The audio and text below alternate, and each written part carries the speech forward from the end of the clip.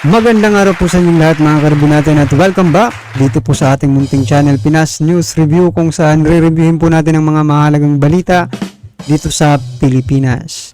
Mga simpleng komento sa mga issue dito sa Pinas at ito nga mga karbo natin just now. Grabe to, ginulat ang Senado, Raffy Tulfo kumpirmado na. Nako, natulala sa balitang ito. Yan mga karbo natin ang ating alamin. Mula po rito kay Banat News Updates. Nako, patungkol po ito sa pagbabanatan. Binitag mismong kapatid ni Bitag Bin Tulfo. Yan mga karbi natin.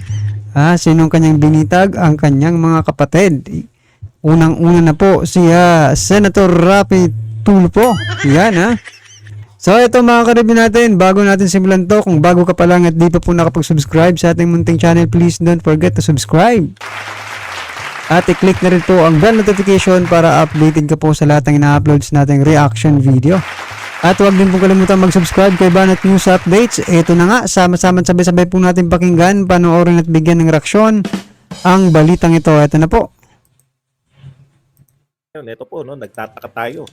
Bakit po panaybira ngayon ni Ben Tulfo dito po sa kanyang kapatid, lalong-lalo na si Idol Raffy Tulfo, no? Bakit po kaya si Idol Senator Raffy Tulfo? Ben Bitag Tulfo. Ito, si Ben Bitag Tulfo, ang pinaka hindi popular na Tulfo. Pero lately, Nako po, ano yan? Umaabot na sa medyo mataas na. Ito mga views ni Tulfo, tignan nyo 22,000 lang. Si Ben Tulfo to ng bitag. Ipabitag mo. Yan mga ipabitag mo. 22,000 lang, 48,000. Pero nung binanatan niya, ang kanyang kapatid, nakababatang kapatid na si Idol Senator Idol Raffy Tulfo, ay biglang pumalo. Opo. Opo, si pumalo po sa 100,000. 100,000 na po, no? Buhat nung tinapik niya, binanatan niya ang kanyang mga kapatid. Tungkol muna dito kay Raffy Tulfo, yung pamamahiya umabot ng 427,000. Kaya Malaki Ginanahan. Ito ulit. Na namang Bitag Live. Ito ang pamagat. Mali ng mga utol ko. Di ko mali. Sinong pinagluloko ng mga ito? Yan po ang sinabi ni... Pero eto mga karibin natin, opinion lang po natin to. Kahit anong gawin natin, magkapatid pa rin po yan kapatid pa rin po yan ni Senator Raffy Tulfo. So ano kaya ang nasa likod, no? Ano kaya yung motibo ng kanyang masasabi? Nako. Kayo po na nanonood sa bitag, no, mga karabin natin, masasabi na ba nating makabayan talaga si Ben Tulfo? Para sa bayan ba talaga si Ben Tulfo? Yan mga karibyan, no? Naiintriga lang tayo dito kasi bakit niya naman babanatan yung sarili niyang kapatid? No? Gusto niya bang madala, di ba? Sa kasikatan ng kanyang mga kapatid, ganun ba? Pero okay naman yung bitag, di ba? Medyo ano rin yan Ni Lolo Ben Tulfo. Tito Ben lang. Ako sa tingin ko yun Pero nung nakita ko po yung excuse me po.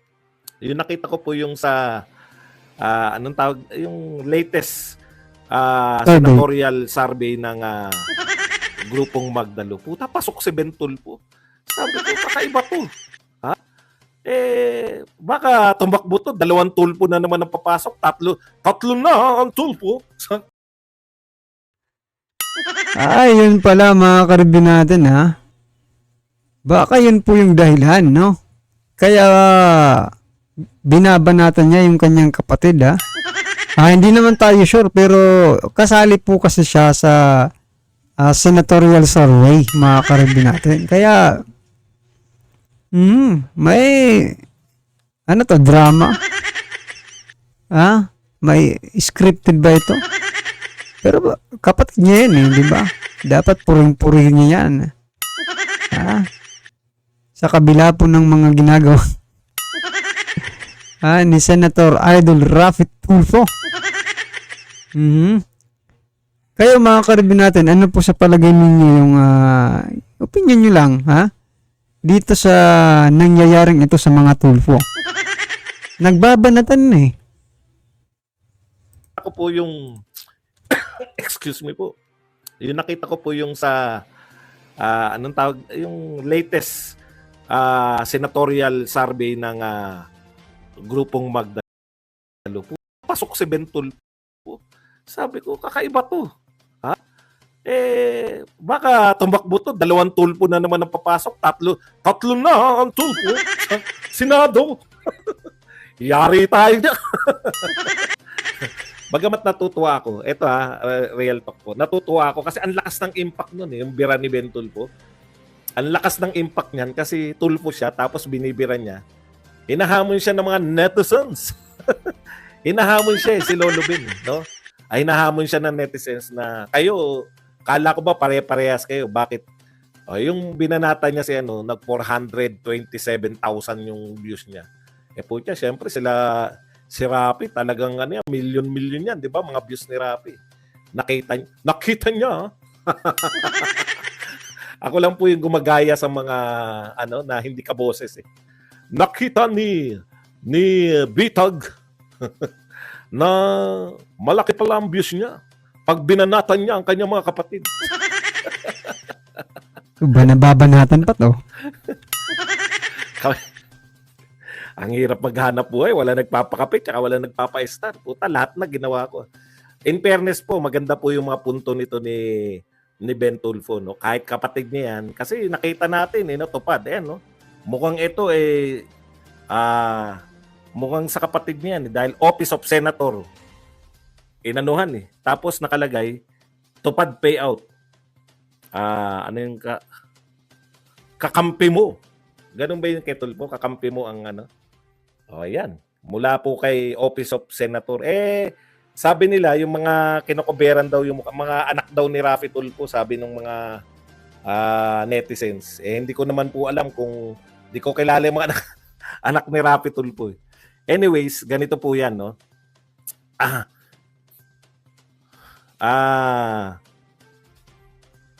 Yun nga, no, siguro tinatantya niya pag sumikat siya meron ng survey na pumasok siya pumasok sa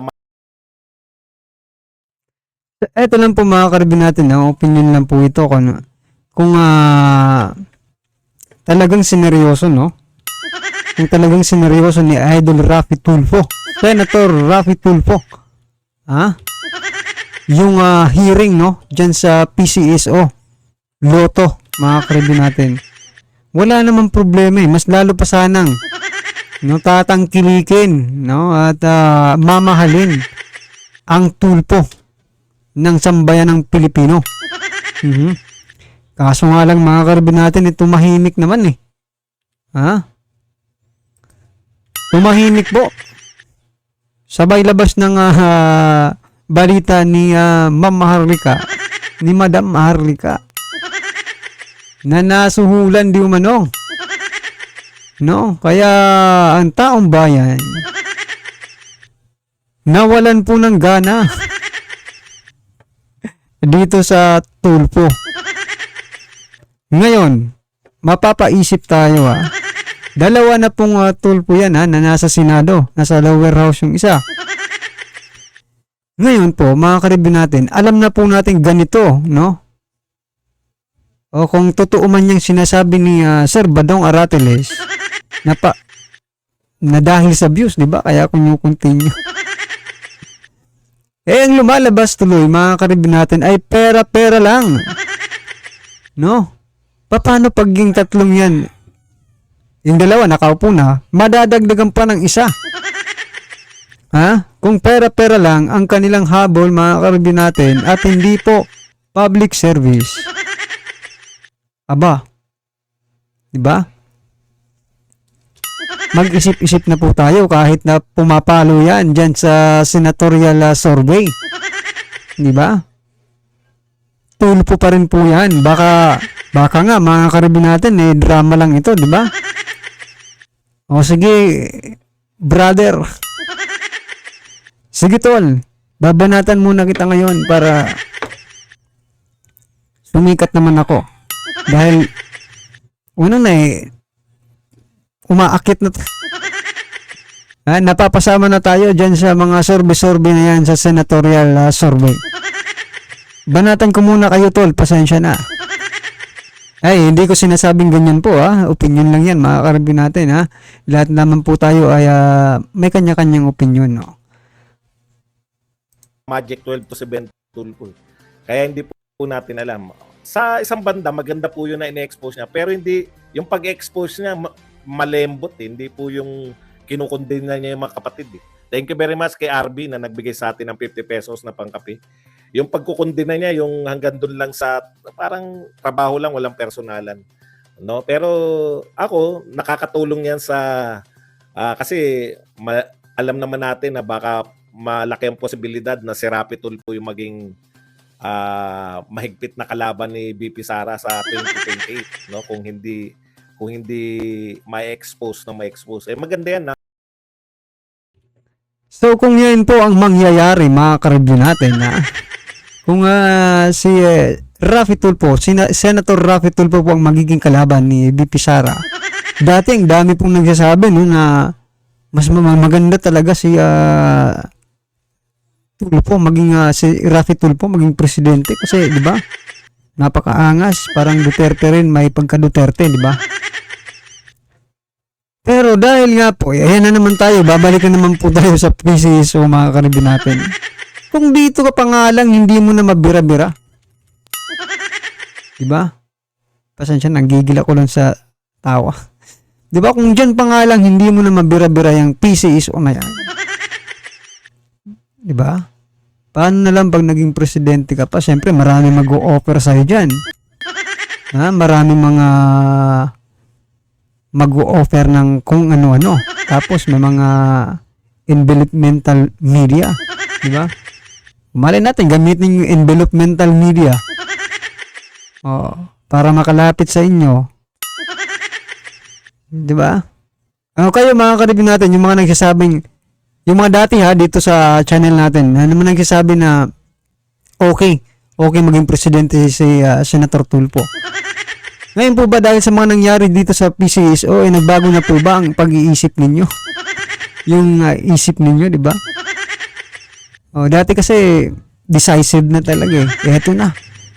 Eto na talaga. Di ba? Pero ngayon sa mga pangyayaring ito, mga karibin natin, isa na po ako sa magbibigay ng opinion na talagang dismayado po dismayado po ang taong bayan dahil nga po dyan sa PC. Anyway, minanalo naman po sa loto. Pinayotak naman every week na po. Halos araw-arawin na po nila yung may nananalo sa loto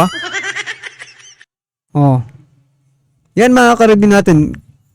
Okay pa ba kayo kay Senator Tulfo na maging presidente ng ating bansa at maging kalaban ni BP Sara? Well, wala namang problema dun diba? Wala namang problema na maging kalaban. Ang problema ay kung mananalo. Diba? Kung mananalo kay Vice President Sara Duterte. Sige, tumakbo na po kayong mga Tulfo, lahat po kayo tumakbo na. Para at least magkaalaman pagdating ng panahon, diba? Yan, opinion lang naman po yan, mga karibin natin ang nag-expose na yung kanyang kapatid mismo na si Ben Tulfo. Kaya lang nakakakababuto diyan. Baka may promote natin na ma-promote si Ben Tulfo, yung pala nagpapa-promote lang.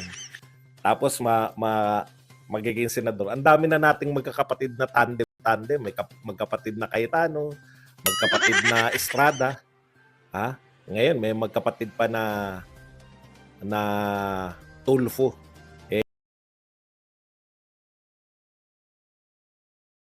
Dito na nga lang mga karibin natin, kung magkapatid na lang din ang pag-uusapan natin, no? Eto na lang, si PBBM at si Senator Amy Marcos, mga karibin natin, O bakit hindi si ganito po yung sitwasyon nila, di ba? Kay Bintol po at saka kay Raffy Tulfo. Kaya PBBM at saka Senator Amy. Binabanatan din minsan diba? At kumakampi pa sa kalaban ni PBBM na lumalabas na kinakalaban dahil nga 'di ba mga Duterte at saka Marcos. Ngayon. O ganyan-ganyan po ang baka ganyan rin yung mangyari, 'di ba? Well, anyway mga karibin natin, lahat naman po tayo may kanya-kanyang opinion at reaksyon. I-comment na po sa baba para atin alam po ng ating mga kababayan ng inyo pong nararamdaman patungkol po sa balitang ito. Right? Kung bago ka pa lang at di pa po napag-subscribe sa ating munting channel, please don't forget to subscribe at i-click na rin po ang bell notification para updated ka po sa lahat ng ina-uploads nating reaction video. Yan mga karibin natin, huwag din pong kalimutang mag-subscribe kay Banat News Updates. Yan, nasa description po ang full video link ng balitang ito. Subscribe na po kayo. Maraming salamat po.